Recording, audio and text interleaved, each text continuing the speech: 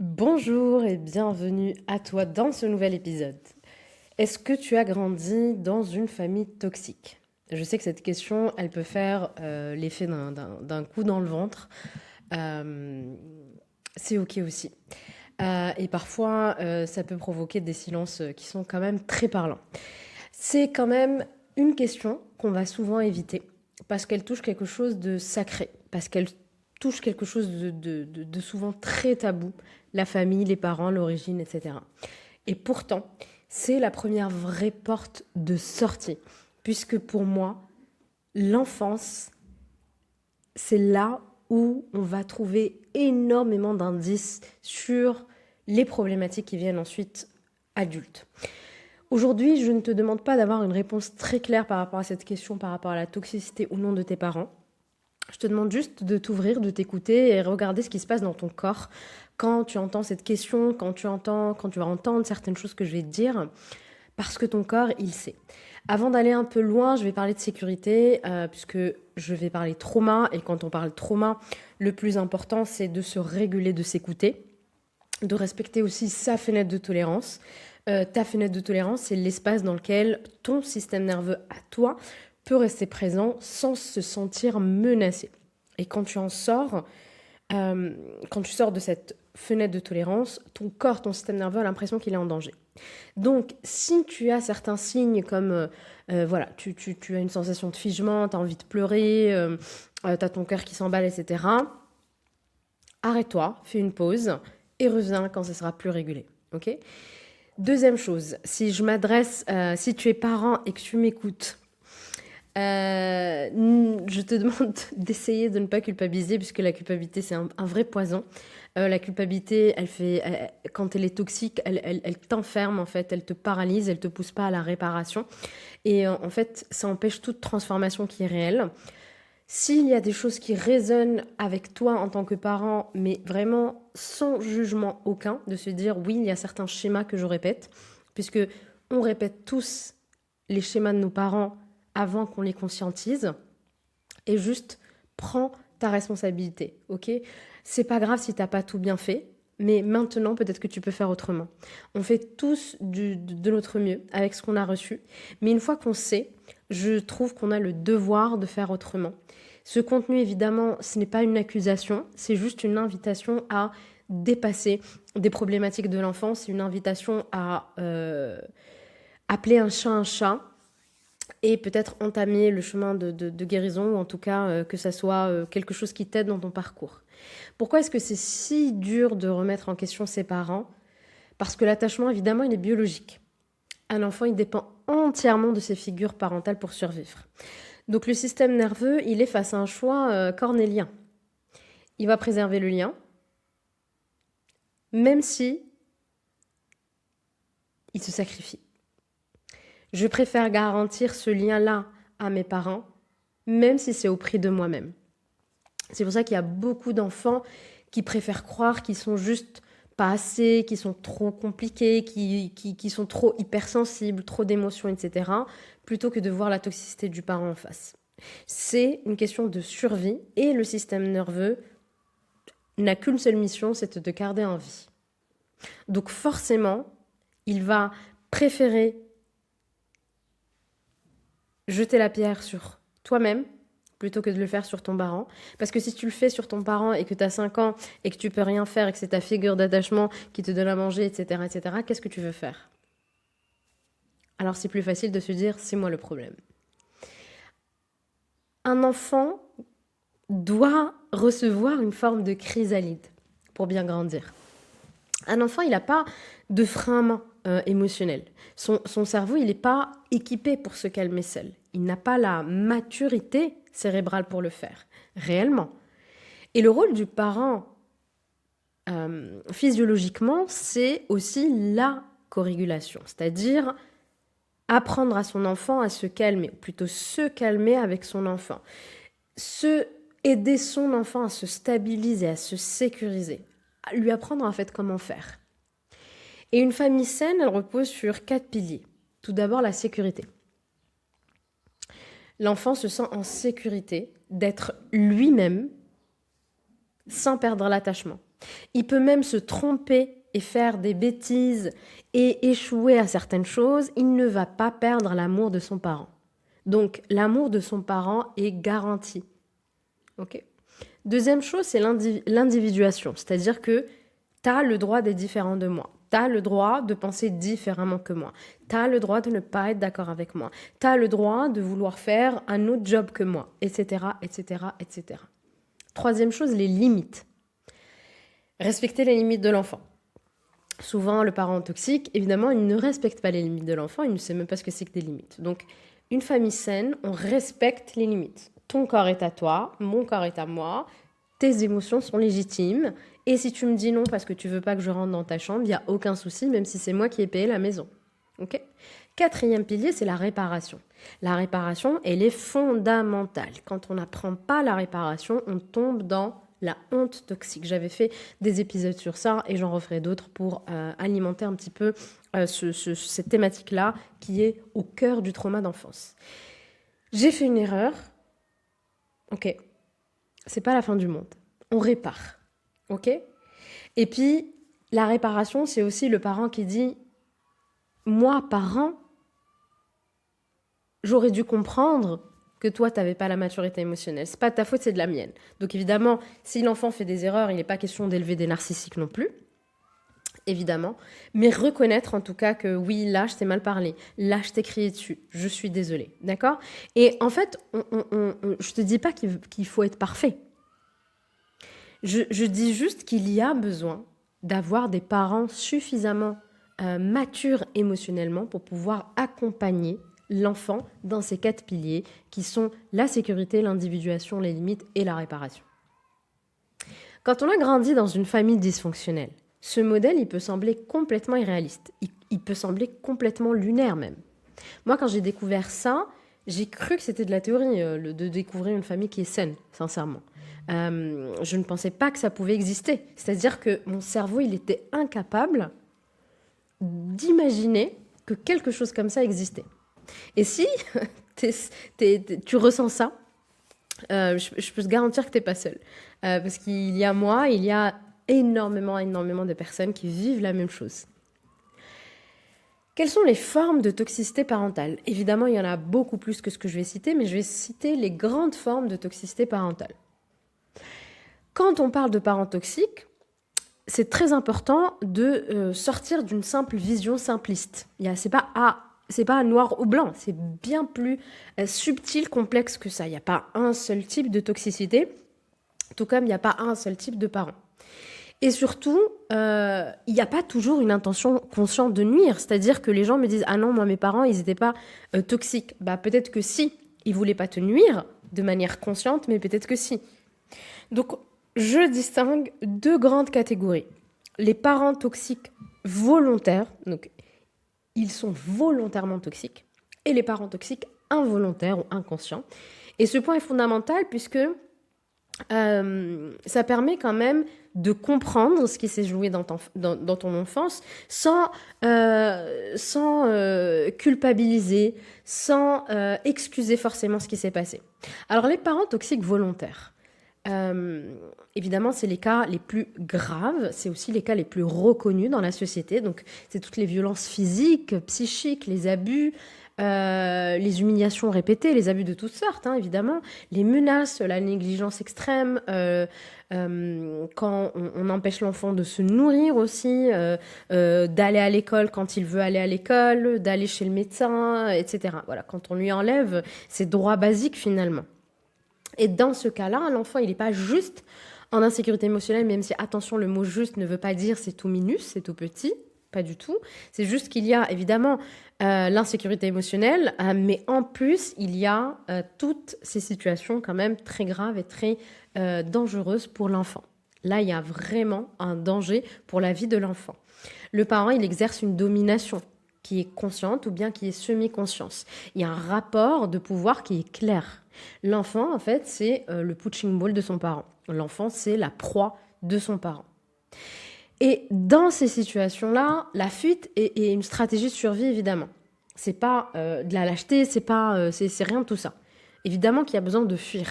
Mais l'enfant, est-ce qu'il a la capacité de fuir ? Bien sûr que non. Donc, euh, il va fuir, mais il va se dissocier. Cet environnement-là va détruire complètement l'enfant, va détruire la psyché de l'enfant, va fragmenter l'identité, va laisser des traces profondes dans le corps, dans le système nerveux, dans les croyances, enfin, dans le système énergétique de la personne, etc. etc. Ça a une incidence sur absolument tous les corps. Euh, et si tu as grandi là-dedans, je te vois, je suis désolée de ce que tu as vécu. Sincèrement, je sais ce que c'est que la violence. Et si je te demande une seule chose, c'est si aujourd'hui tu as des réactions qui peuvent paraître exagérées pour certains, vraiment t'es pas trop parce que quand tu vis tout ça, euh, voilà, il y a des choses que tout le monde ne pourrait pas comprendre. Ce qui est important de comprendre, c'est que ton système, il a fait ce qu'il fallait pour survivre et qu'aujourd'hui, tu en payes les conséquences et que on s'en sort. Voilà. Donc, si tu es en plein dedans, je te garantis, on s'en sort. Ça, c'est le type de parents volontairement toxiques. Ok. Donc ça, on va dire, les parents volontairement toxiques, c'est quelque chose qui est vu, accepté, su de la société. On ne remet pas en question la toxicité au nom d'un parent s'il abuse sexuellement de son enfant. J'espère bien. Maintenant, on va parler des parents toxiques involontaires, inconscients. Ça, c'est le cas le plus fréquent. Et c'est celui qui est le plus difficile à reconnaître, puisqu'il est très insidieux. Ici, le parent, il va pas prendre, je sais pas, un balai, frapper son enfant ou autre. Il va pas se réveiller le matin en se disant qu'est-ce que je vais bien faire aujourd'hui à mon enfant. Donc il n'y a pas cette intention volontaire de nuire. Pourtant, le mal, il est là. Ces parents sont très très souvent indisponibles et immatures émotionnellement. Et mais bon, c'est un peu les mêmes conséquences pour l'enfant. Ce sont des adultes qui portent encore leurs propres blessures d'enfance, évidemment. Donc les parents qui sont immatures émotionnellement, eux-mêmes sont restés bloqués à 5 ans. D'accord. Et donc forcément, ils n'ont pas la capacité de gérer un enfant.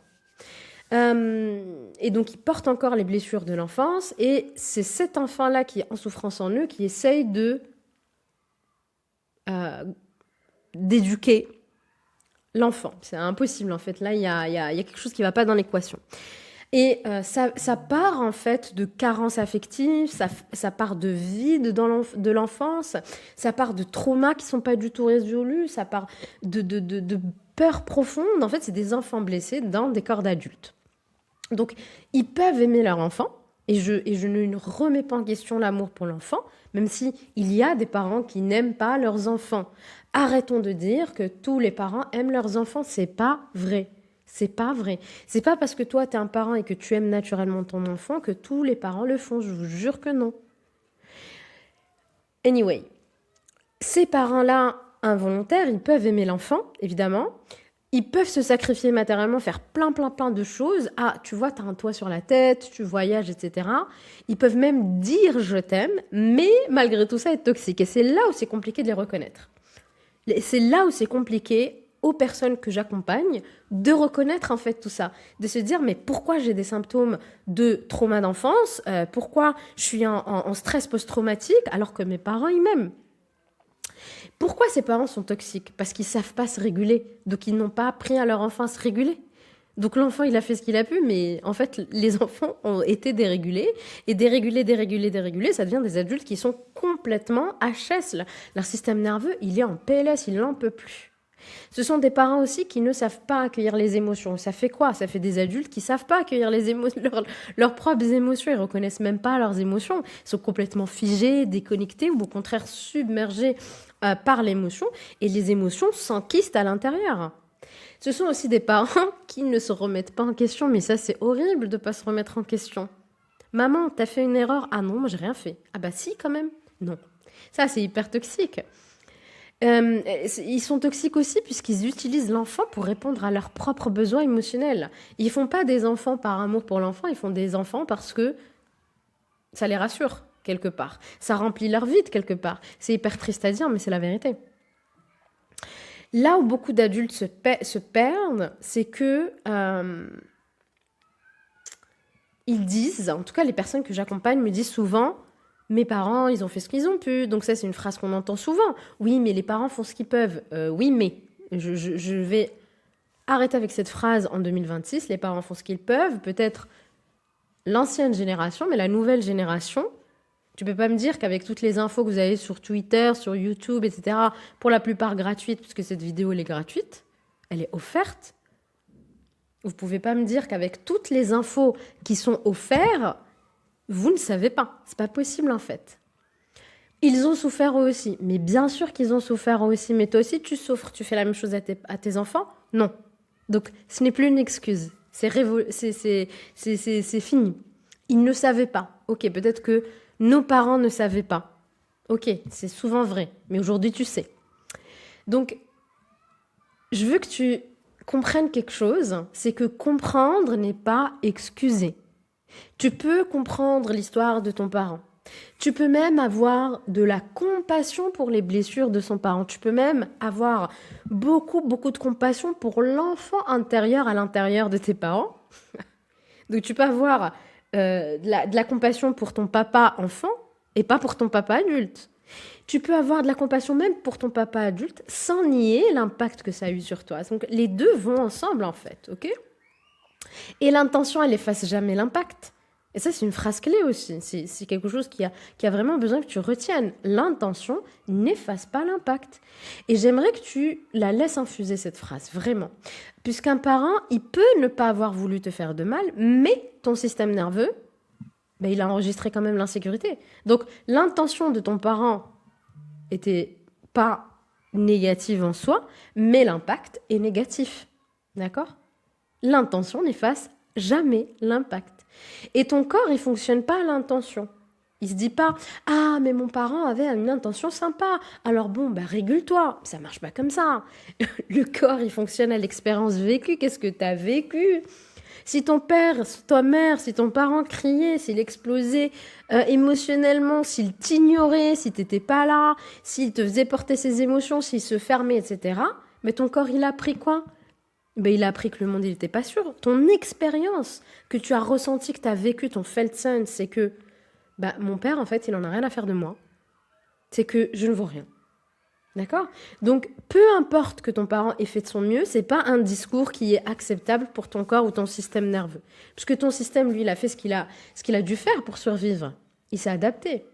Mais tout ça, je sais que c'est dur à accepter. Je sais que c'est très, très difficile. Et avant d'engager la procédure de deuil qu'il va falloir faire, je vais en parler un petit peu tout à l'heure, il y a besoin d'accepter, prendre conscience de tout ça. Et c'est pas toujours évident. Puisque admettre tout ça, c'est souvent renoncer à une illusion. L'illusion que si je comprends assez, ça ira mieux. Si je deviens une fille sympa, ils vont changer. Si je guéris, la relation deviendra saine, etc., etc. Et parfois, c'est pas le cas. Reconnaître la toxicité involontaire, c'est accepter que quelqu'un t'a aimé, à sa manière évidemment, et en même temps, ce quelqu'un t'a fait du mal. Et ça, émotionnellement, c'est extrêmement confrontant. Et ce que j'aimerais que tu entendes ici, c'est que tu n'as pas besoin de choisir entre aimer ton parent et reconnaître ce que tu as vécu. Tu peux faire les deux. Évidemment, si ton parent est dangereux et que tu as besoin de rompre complètement la relation, c'est très bien aussi. Je respecte ça, la société a besoin de respecter ça. J'avais fait un épisode sur divorcer d'un parent vivant. Okay ? Tu n'as pas à nier ton vécu juste pour protéger l'image de ton parent ou juste pour protéger l'illusion. L'illusion, elle a besoin d'exploser. La bulle de l'illusion a besoin d'exploser, ça, c'est pas facile. Ce que ton corps a vécu compte, ta souffrance est légitime, la souffrance de ton système nerveux est légitime, et ton histoire mérite d'être regardée avec vérité, avec amour. Et c'est à partir de là que la guérison, elle devient possible. Et si tu as envie d'en savoir un petit peu plus sur le système nerveux, comment réguler le système nerveux pour retrouver cette sécurité intérieure, tu peux télécharger le e-book gratuit que je mets en barre d'infos. Tu vas avoir le b.a.-ba du système nerveux, comprendre comment il fonctionne, comment commencer une régulation, et puis comprendre ton style d'attachement suite à ton enfance. Maintenant, je vais parler d'autre chose, c'est l'immaturité émotionnelle. Ces fameux enfants blessés qui sont dans les corps d'adultes. Donc, ça peut être un parent qui est complètement centré sur lui-même. Donc, il y a tout qui tourne autour de ses besoins. L'enfant n'existe que pour valoriser ou réparer le parent. Peut-être que ça te parle. Il y a aussi le parent qui est complètement retiré. Donc, il n'est pas violent, mais il est complètement absent. Il est là, mais il n'est pas là, en fait. Et l'enfant, il grandit sans miroir émotionnel. Il n'y a rien. Il grandit tout seul, en fait. Il apprend à faire quoi? À disparaître. Et puis, il y en a le gaslighting. Le gaslighting, c'est une forme de manipulation mentale. J'avais fait des vidéos et pareil, je referai d'autres vidéos sur ça. Tu exagères. Ah bon? Non, c'est pas vrai. Ah, mais j'ai dit ça pour ton bien. Ah, mais t'es trop sensible. Mais arrête, etc. Donc, l'enfant, il doute de sa réalité. Donc, lui, il pense avoir vécu X, mais son parent lui dit que non. Donc, le parent a sans doute raison. Donc, il va complètement, en fait, il va complètement douter de sa propre réalité. Il va complètement se couper de son intuition et de son ressenti. Ah, mais je ressens de la colère? Bah non, je devrais pas, puisque mon parent, il n'a pas fait ça contre moi, etc., etc. Puis il y a la parentification, puisque dans certaines familles, dans beaucoup de familles, l'enfant n'a jamais vraiment été un enfant. L'enfant, très très tôt, peu importe l'âge, ça dépend des familles, il a compris que quelque chose n'allait pas chez le parent. Et il n'y a pas besoin forcément d'expliquer de mots. Non, l'enfant, il ressent, il sait des choses. Même si tu essayes de cacher, il comprend tout. Donc cet enfant-là qui comprend tout, s'adapte. Cet enfant-là devient discret, devient fort, devient responsable, devient sage. Je supporte pas cette expression, les enfants sages, ça m'énerve. Et l'enfant, il n'est pas naturellement comme ça, il n'est pas naturellement responsable, sage, etc. Mais il y a bien quelqu'un qui doit tenir l'équilibre émotionnel dans cette maison avec des parents complètement immatures. L'enfant, il devient le soutien émotionnel de son parent. En fait, les rôles sont complètement inversés dans la parentification. L'enfant prend soin du parent. Il va écouter les plaintes du parent, il va calmer les crises du parent, il va flairer, il va sentir à milieu l'humeur du parent qui a passé une mauvaise journée à l'école, j'allais dire, au travail, mais bon, c'est un enfant, donc peut-être à l'école, avant même qu'il prononce un mot. Et des phrases implicites chez l'enfant s'installent hyper tôt. Donc, maman va pas bien, je dois faire attention. Papa est malade, je dois rester sage. Maman est trop fatiguée, je vais arrêter de lui en demander trop. Si je suis triste, maman va pleurer encore plus, etc., etc. Donc, l'enfant, il apprend une chose qui est importante, c'est que ses besoins passent après les besoins de ses parents, et ses besoins sont même dangereux. Ses besoins fatiguent. Et tout ça, ça menace le lien, en fait. Ces besoins-là menacent le lien qu'il a avec son parent. Donc, il va étouffer tout ça. Et ça devient quoi? Ça devient un adulte qui fait passer le besoin des autres avant les siens. Et je suis sûre que tu te reconnais là-dedans. Ou que tu connais au moins une personne là-dedans. Et l'amour, parfois, il devient conditionnel. Et l'amour, c'est plus un socle, en fait. C'est une sorte de récompense. Je vais t'aimer si tu as de bonnes notes à l'école. Je vais t'aimer si tu es sage. Je vais t'aimer si tu me déranges pas trop. Je vais t'aimer si tu fais pas de colère. Je vais t'aimer si tu restes loyal à moi, etc., etc. En fait, c'est une forme de chantage affectif, mais absolument accepté et valorisé par la société. C'est ça qui est absolument fou, parce que c'est tellement insidieux que c'est installé dans quasi toutes les familles et que la société normalise ça. Et en fait, le chantage affectif peut découler de tout ça et peut devenir une forme d'arme invisible. Après tout ce que j'ai fait pour toi, mais tu me dois bien ça, t'as eu à manger tous les jours, ah mais t'avais toujours un toit sur la tête, etc., etc. Donc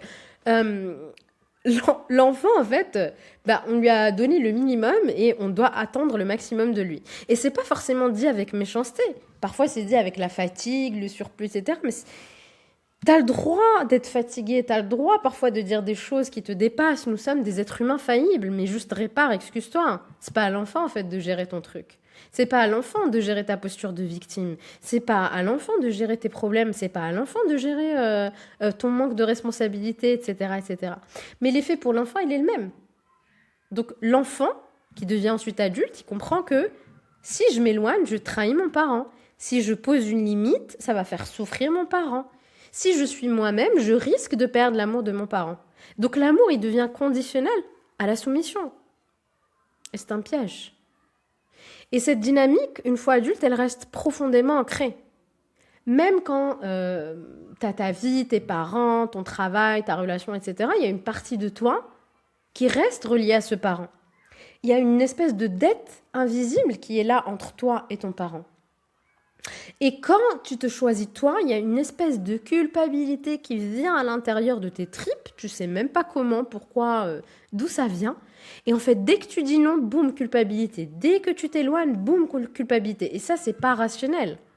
Tout ça, tu le ressens dans ton corps.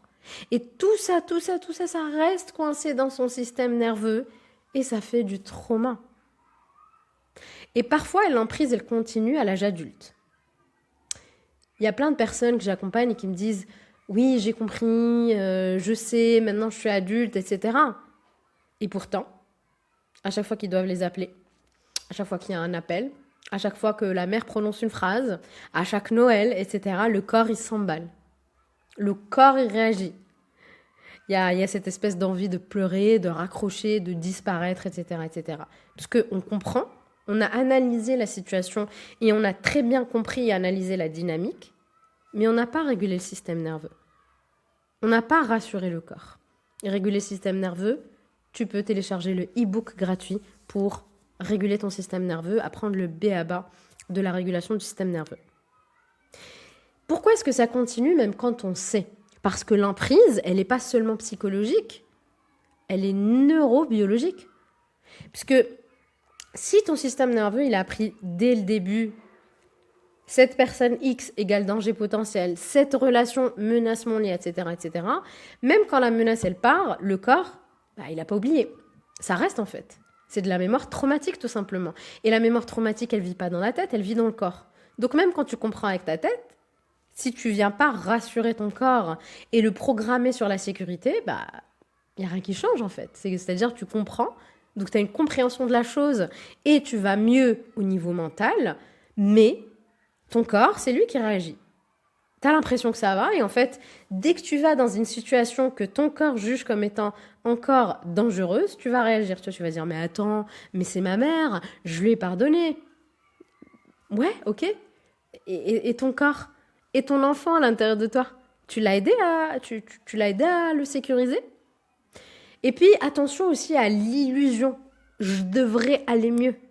C'est du jugement. Je devrais être passé à autre chose. Je suis faible, j'ai pas tourné la page, etc., etc. Non. Si ton système nerveux n'a pas appris la sécurité dans cette relation, il va continuer à te protéger. Et c'est pas une régression. C'est une stratégie de survie. Et cette stratégie de survie que tu as bâtie à juste titre enfant, elle est encore active puisque ton corps, il est toujours branché sur l'insécurité.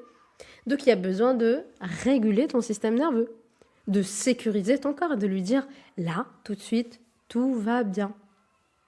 Et quand on grandit dans un environnement insécure, le corps, le psychisme, il s'organise autour de ta survie. Puisque ces adaptations, comme je te disais, c'était vital.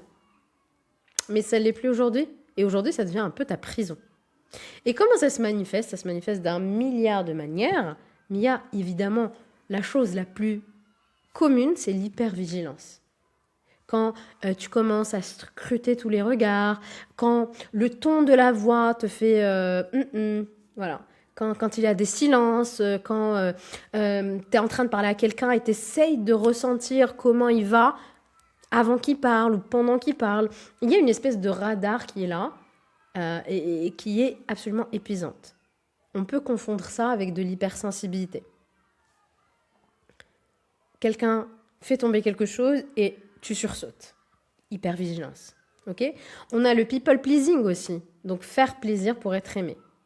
On s'efface complètement pour maintenir un lien, une illusion de lien. Puisque, enfant, l'amour était conditionnel. Et si je dis non, ça provoque une espèce d'angoisse disproportionnée, comme si le lien allait se rompre définitivement. Et on a la peur du rejet aussi. Le rejet, il n'est pas vécu comme une simple déception, c'est un réel danger. C'est hyper dangereux. Donc les gens vont dire, j'ai absolument peur d'être rejeté. C'est viscéral. Puisqu'avant, quand tu étais enfant, ce lien-là, si tu le perdais, tu allais perdre ta sécurité, tu allais perdre ta maison, tu allais perdre la personne qui te nourrissait, qui te donnait à manger, etc., etc. Il y a aussi le syndrome de l'imposteur, le fameux. Si le premier regard qui est posé sur toi, donc ton parent, il était critique, il n'était pas là, il était immature, il était instable, il était envahissant, etc., etc. Comment est-ce que tu veux apprendre à te sentir légitime? Comment est-ce que tu veux apprendre à t'aimer? Comment est-ce que tu veux croire que tu as de la valeur juste parce que tu existes? Ce qui est le cas, mais comment tu peux apprendre ça? Comment est-ce que tu peux comprendre que l'abondance, c'est ton droit de naissance? Et beaucoup d'adultes qui sont issus de familles toxiques, ils ont la sensation que j'ai besoin de prouver que je mérite d'exister. Ça paraît aberrant, mais c'est peut-être ton cas.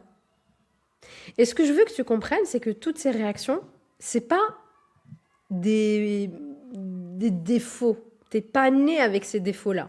Ce sont des adaptations hyper intelligentes de ton système nerveux qui a une intelligence suprême. Il s'est adapté à l'environnement qu'il avait en face de lui et qu'il a jugé comme étant insécure. Et c'est pas de la faiblesse de ta part, bien au contraire. Ton système, il a fait exactement ce qu'il devait faire, ce qu'il fallait faire. Juste maintenant, il y a besoin que tu apprennes autre chose. Il y a besoin que tu empruntes le chemin de la libération. Et la guérison, elle commence à un moment très précis. C'est pas le moment où tes parents ils changent, parce qu'ils vont probablement pas changer. C'est pas le moment où tes parents s'excusent, puisqu'il y a de fortes chances qu'ils ne s'excusent jamais. Ça arrive qu'ils s'excusent, mais c'est pas toujours le cas, c'est très rare. Et c'est pas non plus quand ils comprennent, se disent « Ah, je comprends ». Non. La guérison, elle commence quand tu, toi, qui me regardes, reprends la responsabilité de ta sécurité intérieure. Et c'est là où il y a une espèce de basculement majeur. Puisque pendant longtemps, ton système, il a attendu que son parent il s'excuse, reconnaisse, etc., etc. Tu as attendu, espéré que ton parent change, qu'il te voit, qu'il vienne te dire « Mais oui, mon amour, tu as raison, etc., etc. » Et ce moment-là, il n'est jamais arrivé. Donc tu restes en fait dans cette illusion. Mais cette illusion t'empêche de vivre ta vie. Tu restes dans la survie. Et tu commences réellement à vivre, ou en tout cas entreprendre de vivre, quand tu réalises que ce que tu attends n'arrivera peut-être jamais. Et ça ne veut pas dire renoncer à l'amour, ça veut dire arrête de te mettre en danger en attendant quelque chose qui n'arrivera jamais. Il y a besoin que tu te reparentes. Donc il y a besoin que tu prennes conscience que c'est toi en fait, et que tu dois sortir de l'illusion. Il y a besoin que tu te reparentes. Reparente, ça veut dire devenir le parent que tu n'as pas eu. Et le reparentage, ça peut paraître abstrait, mais c'est hyper concret en fait. C'est c'est dire à l'enfant, toi, c'est bon, c'est moi l'adulte maintenant, je suis là avec toi. C'est reconnaître quand tu te sens en insécurité, mais sans juger, attention, parce qu'on peut reconnaître et juger, c'est pas ce que je vous demande. C'est juste arrêter aussi de dire, ah mais c'est trop, mais t'exagères. En fait, tu emprunte la voix de tes parents pour te parler. C'est pas ce qui est demandé non plus. Il y a besoin d'apprendre aussi à poser des limites. Même si ça fait peur, ça fait très, très, très, très peur. Il y a besoin aussi de te protéger. Même si ça va pas plaire, ok? Si te protéger, ça veut dire ne pas aller au dîner de Noël, ça va pas plaire, mais t'y vas pas. Donc, le reparentage, c'est devenir son propre parent aimant. Et ça repose sur 3 piliers. Très simples. La présence. Donc, je suis avec moi-même quand ça déborde. Je ne m'abandonne pas émotionnellement. Si je ressens quelque chose, je ne vais pas prendre mon TikTok. Je vais rester avec moi-même. C'est m'asseoir avec moi-même. Et je ne vais surtout pas me forcer à aller bien quand ça ne va pas bien. Deuxième pilier, c'est la protection. La protection, donc je protège cet enfant en disant non aux gens, en m'éloignant quand c'est toxique, en choisissant la sécurité au lieu de choisir la loyauté qui m'aveugle complètement. Cette fois-ci, je choisis mon enfant intérieur. Et troisièmement, la cohérence. Donc, arrête de dire, de penser, de faire quelque chose, de faire le contraire. Oui, j'ai compris, mais tu fais le contraire. Il y a besoin de créer un environnement intérieur qui soit prévisible aussi pour ton enfant.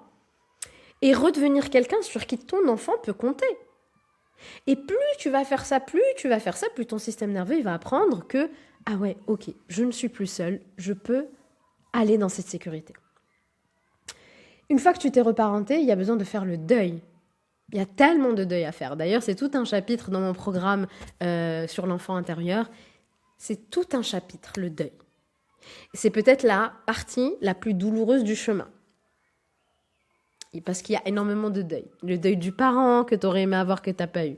Le deuil de l'enfance peut-être que tu n'as pas eu. Le deuil de l'espoir, le deuil de l'illusion que tu portes, etc., etc. Parce que tant que tu n'as pas fait ce deuil-là, tu auras l'espoir et l'illusion que cette fois-ci, c'est différent. Et ce deuil, il est difficile parce qu'il t'oblige à regarder quelque chose de brutal qui est ton parent ne changera pas. Il changera peut-être, mais probablement pas. Et ce n'est pas que tu n'as pas assez expliqué à ton parent, etc., pas assez aimé, etc. Non, ça n'a rien à voir. C'est juste qu'il y a certaines personnes qui n'ont pas la capacité émotionnelle de faire autrement. Si ce sont des enfants qui ne travaillent pas sur eux, comment voulez-vous qu'ils reconnaissent votre souffrance? Ils ne reconnaissent même pas la leur. Ils sont complètement incapables de reconnaître votre souffrance. Et tant que tu attends, une partie de toi reste suspendue. Elle est suspendue à un message, à une reconnaissance, à une validation, évidemment tout ça extérieur. Et le jour où tu arrêtes d'attendre, il y a quelque chose en toi qui s'effondre. Et c'est pas confortable. Mais en même temps, ça a besoin de s'effondrer. C'est la fameuse tour dans le tarot. Et il y a quelque chose d'autre qui va se libérer. Et c'est la liberté qui commence là, à ce moment-là.